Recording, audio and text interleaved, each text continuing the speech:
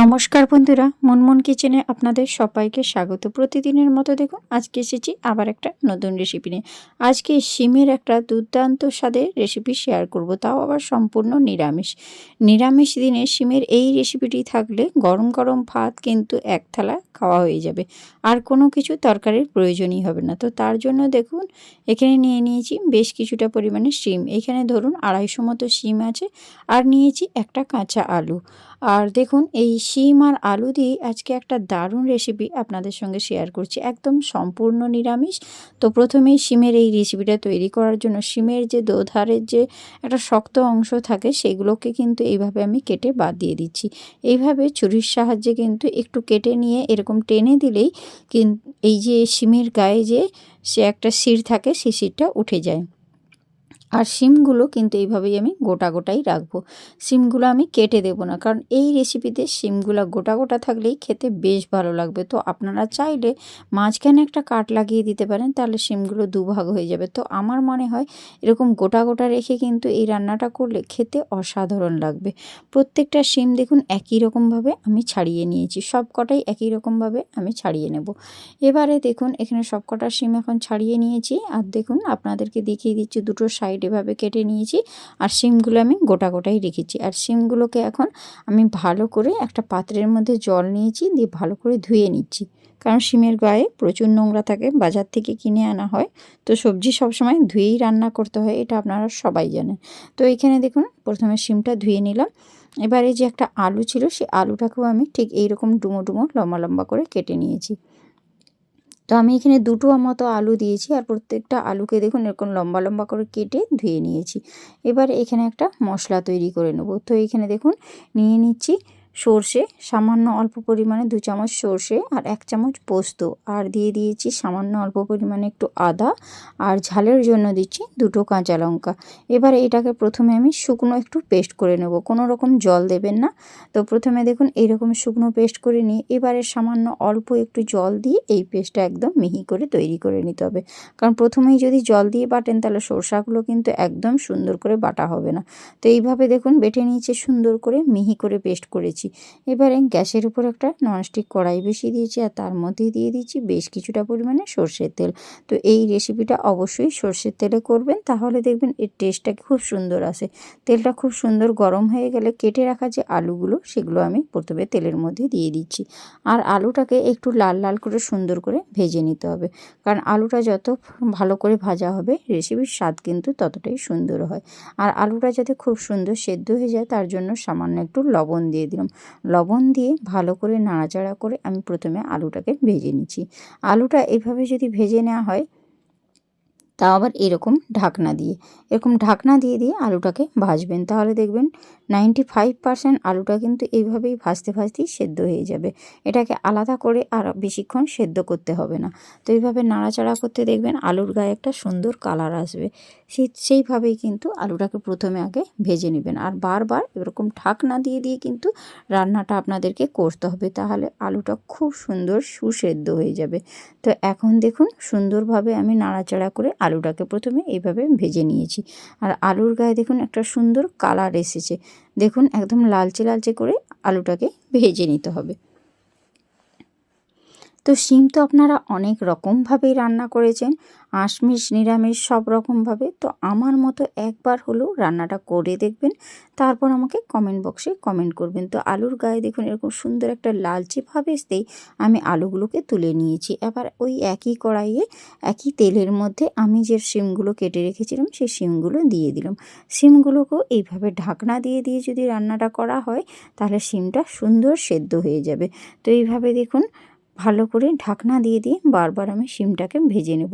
শিমের গায়েও একটু লালচে ভাব এসে যাওয়া পর্যন্ত এর যে একটা সবুজ ভাব সেটা কিন্তু চলে যাবে যদি এইভাবে ঢাকনা দিয়ে দিয়ে রান্নাটা করা হয়। শিমটাকেও খুব ভালো করে ভেজে নিতে হবে, তবেই কিন্তু রেসিপির স্বাদ দারুণ হবে। যে কোনো সবজি একটু ভালো করে তেলের মধ্যে যদি কষানো যায় তাহলে তার স্বাদ কিন্তু দ্বিগুণ মাত্রা হয়। তো তার জন্য এইভাবে দেখুন বারবার ঢাকনা চাপা দিয়ে আমি শিমটাকে সুন্দর করে ভেজে নিয়েছি। এখন দেখুন শিমের গায়ে সুন্দর একটা লালচে ভাব এসেছে।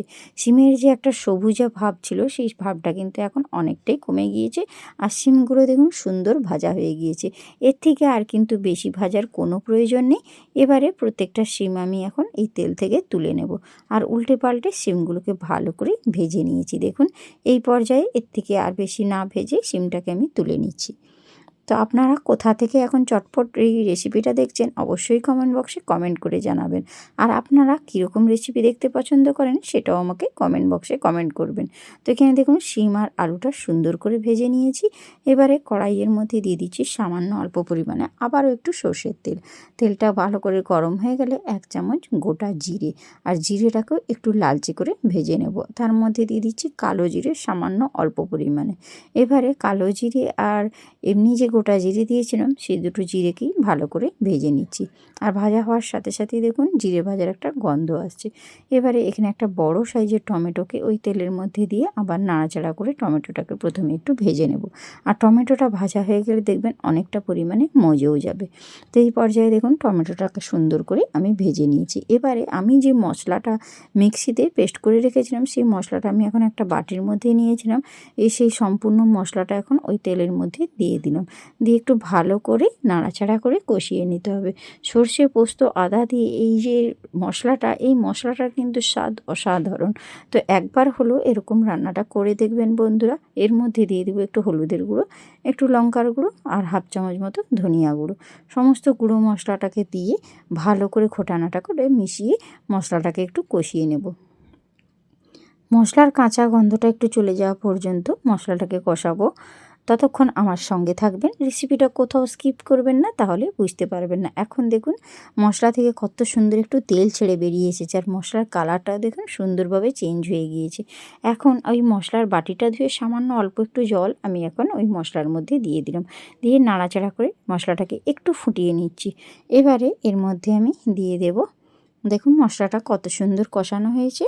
এখন এর মধ্যে দিয়ে দেব যে ভেজে রাখা আলুগুলো। এই আলুগুলো এখন আমি মশলার মধ্যে দিয়ে দেবো, কারণ মশলা থেকে এখন তেল ছাড়তে শুরু করে দিয়েছি অলরেডি।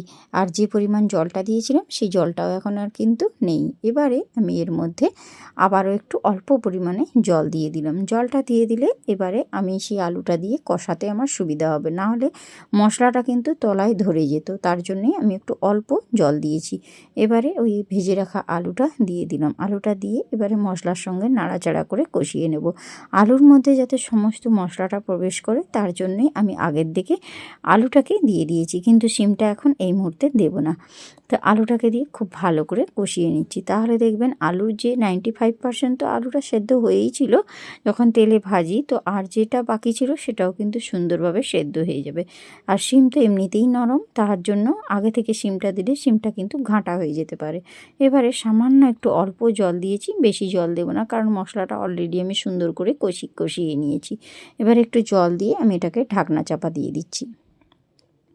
ঢাকনা চাপা দিয়ে এটাকে একটু কুক করে নেব মিনিট 5 মতো।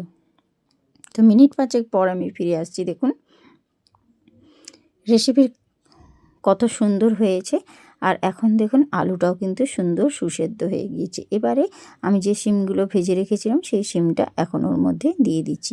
শিমটাকে দিয়ে আবারও কিন্তু নাড়াচাড়া করে নেব, তাহলে যে মশলাটা আছে সেই মশলাটা শিমের মধ্যেও প্রবেশ করবে, তবেই কিন্তু শিম আলুর এই তরকারির স্বাদটা অসাধারণ হবে। এইভাবে যদি একবার রান্নাটা করেন, শিমের যে রান্নাটা এটা কিন্তু একেবারে অন্যরকম। আপনারা তো বিভিন্ন রকমভাবে রেসিপি করেছেন শিমের, তো একবার এইভাবে রান্না করার অনুরোধ রইল। এবারে এই শিমটাকে দিয়ে কিন্তু আবারও বেশ কিছুটা সময় আমি ফুটিয়ে নেব। এই ধরুন মিনিট 5 মতো ফুটিয়ে নিয়েছি। এবারে একটু দিয়ে দিয়েছি গরম মশলার গুঁড়ো। এই গরম মশলার গুঁড়োটাকে দিয়ে আবার একটু নাড়াচাড়া করে নেব। আর একটু দিয়ে দিচ্ছি সামান্য অল্প পরিমাণে চিনি। চিনিটা দিলে কি হয় বন্ধুরা, এই রেসিপির স্বাদটা একটু অন্যরকম হয়ে যাবে। তো এতে কিন্তু মিষ্টি হবে না, স্বাদটা কিন্তু ব্যালেন্স করবে। তো আপনারা না চাইলে নাও দিতে পারেন, তাতে কোনো সমস্যা নেই। আর এখন আমি গ্যাসের ফ্লেমটা বন্ধ করে দিয়েছি, আর চিনিটা আর গরম মশলার গুঁড়োটাকে দিয়ে একটু নাড়াচাড়া করে নিচ্ছি। তাহলে চিনিটা এই সবজির মধ্যে প্রবেশ করবে, খেতে ভালো লাগবে।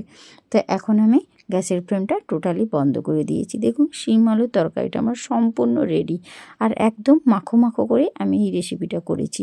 তো আপনারা কে কেমন এই শিমের তরকারি খান সেটাও আমাকে জানাবেন। তো একদম মাখো মাখো করে এই রান্নাটা করেছি, আর একটা প্লেটের মধ্যে সার্ভ করেছি। তো কার কার আজকে আমার এই শিম আলুর রেসিপিটা ভালো লাগলো অবশ্যই কমেন্ট বক্সে কমেন্ট করবেন, আর আমার চ্যানেলে নতুন হলে চ্যানেলটা সাবস্ক্রাইব করে আমার পাশে থাকবেন। তো আজকের মতো আসি, টাটা, বাই বাই।